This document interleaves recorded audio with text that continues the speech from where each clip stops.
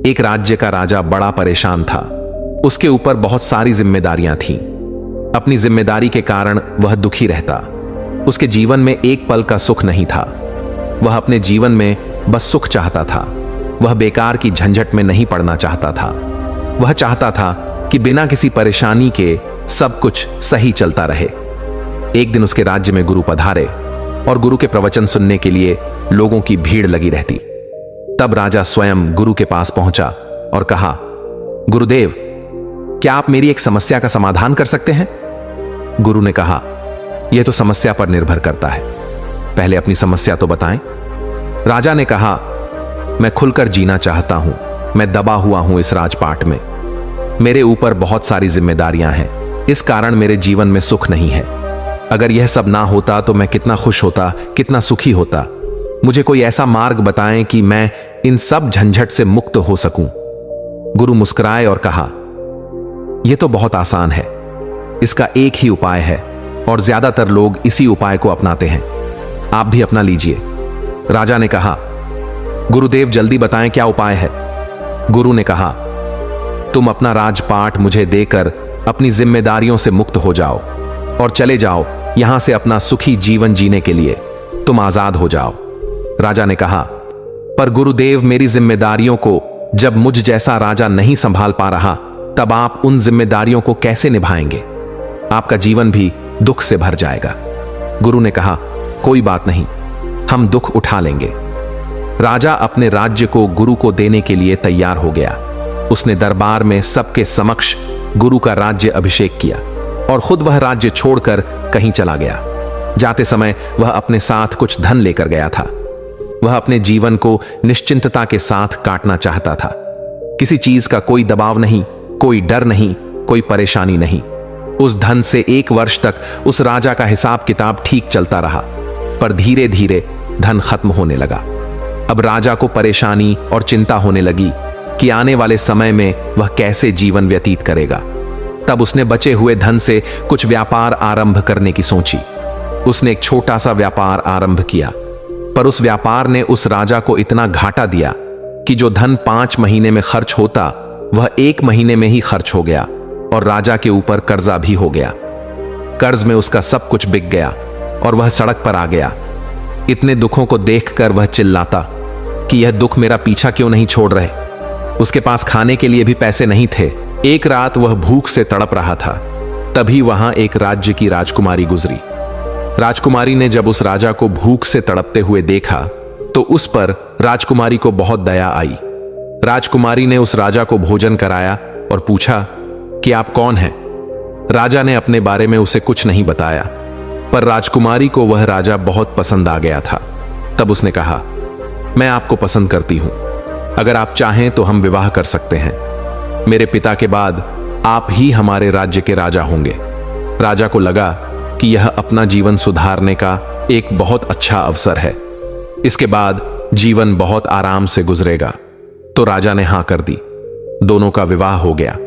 राजकुमारी के पिता ने एक दिन राजा को बुलाया और कहा, हमने आसपास के सभी बड़े राज्यों को जीतने का मन बनाया है और हम चाहते हैं कि आप हमारी सेना के सेनापति बनकर कार्यभार संभालें और यह सभी राज्य जीतकर हमें तोहफे में दें।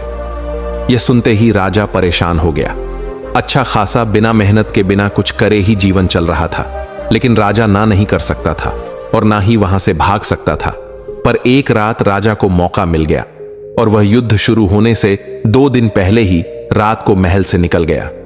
अपने साथ कुछ धन लेकर वह एक दूसरे राज्य में चला गया, पर फिर से कुछ समय बाद उसका धन खत्म हो गया। अब उस पर खुद को पालने की जिम्मेदारी आ गई थी। तब एक दिन ऐसा भी आया जब उस राजा ने मजदूरी की। मजदूरी करते समय उसे अपने राज्य की याद आई कि किस तरह वह अपने राज्य में किस शान के साथ रहता था। कितनी धन दौलत, कितने महल, कितने लोग भाग उसके चारों ओर घूमते रहते थे। पहली बार वह मजदूर का जीवन जी रहा था। तब उसने सोचा कि अपने राज्य वापस जाता हूं। गुरुदेव से विनती करूंगा कि वह मुझे मेरा राज्य वापस लौटा दे। वह वापस अपने राज्य लौटा। उसने देखा कि राज्य में चारों ओर खुशहाली है। राज्य में नए नए निर्माण कार्य चल रहे हैं और सब अपने नए राजा की तारीफ कर रहे हैं। राज्य की सीमा पर एक शक्तिशाली सेना खड़ी है जो हमेशा अपने राज्य को बाहरी आक्रमणों से बचाती रहती है। यह सब देखकर वह सीधे गुरु के पास पहुंचा और कहा, गुरुदेव, इस दुनिया में ना मुझे यहां पर सुख मिल रहा था, न मुझे यहां से भागकर सुख मिला। ऐसा क्यों हुआ गुरुदेव? गुरु ने कहा, सुख और दुख तुम्हारे भीतर होते हैं। यह जगह बदलने से नहीं बदलते, क्योंकि यह हमेशा तुम्हारे साथ ही चलते हैं। क्योंकि तुम नहीं बदल रहे तो तुम्हारे सुख और दुख कैसे बदलेंगे जो अपनी जिम्मेदारियों से भागते हैं। जिम्मेदारियां हमेशा उनके पीछे भागती हैं, उनसे वह कभी भी पीछा नहीं छुड़ा सकते। लेकिन जो जिम्मेदारियों को निभाते हैं, समझते हैं, जिम्मेदारियां उनकी शक्ति बन जाती हैं और तब उन्हें कहीं भागना नहीं पड़ता। गुरु ने एक चिड़िया की घोंसले की ओर इशारा करते हुए कहा, इस चिड़िया को देख रहे हो? यह घोंसला बनाती है ताकि इसके बच्चे घोंसले में सुरक्षित रह सकें। अगर यह इस जिम्मेदारी से भाग जाए तो क्या होगा? क्या इसके बच्चे बचेंगे या यह खुद बच सकेगी? आज यह सुरक्षित है और उसके बच्चे भी सुरक्षित हैं, तो यह इसकी जिम्मेदारी को पूरा करने की वजह से है, उसकी मेहनत की वजह से है। दुनिया में तुम कुछ भी करो, ना ही जिम्मेदारी और ना ही कर्म तुम्हारा कभी पीछा छोड़ेंगे। तुम राजा रहो या भिखारी, अगर तुम्हारे भीतर तुम्हारे मन में परिवर्तन नहीं होगा तो एक भिखारी जो दुख उठा रहा है वहीं दुख एक राजा भी उठा सकता है। और अगर हम भीतर से परिवर्तित हो जाते हैं तो एक राजा जो सुख उठाता है, भिखारी भी वहीं सुख उठा सकता है। भागने से कुछ नहीं होता, सिर्फ इतना ही हो सकता है कि तुम जिंदगी भर भागते रहो और तुम्हारी समस्याएं तुम्हारे पीछे भागती रहें। इसलिए सामना करो, खुद का सामना करो। जिसने खुद का सामना किया उसने खुद को पा लिया, खुद को जीत लिया।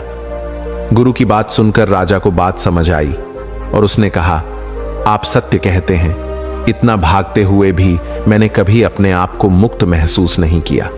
हमेशा लगता था कि अब पूरा पर रहा अधूरा ही। गुरु ने जब देखा कि राजा को अपनी गलती का एहसास हो गया है, तब गुरु ने राजा को उसका राज्य लौटा दिया और गुरु अपनी साधना में, अपनी यात्रा में वापस चले गए। अपने सांसारिक जीवन में या किसी भी जीवन में कभी भी बिना मकसद के अपनी जिम्मेदारियों से मत भागना, वरना समय कभी लौट कर नहीं आता। जो समय आप अभी भागने में गुजार देते हैं, उस समय को आप अपने आप को बनाने में भी निकाल सकते हैं। दोस्तों, उम्मीद है कि आपको इस कहानी से एक अच्छी सीख मिली होगी। यह कहानी आपको कैसी लगी हमें कमेंट बॉक्स में कमेंट करके जरूर बताएं और साथ ही इस कहानी को अपने दोस्तों के साथ जरूर शेयर करें ताकि उन्हें भी इस कहानी से कुछ सीखने को मिल सके। तो चलिए मिलते हैं एक और वीडियो में, तब तक के लिए अपना ख्याल रखें। धन्यवाद।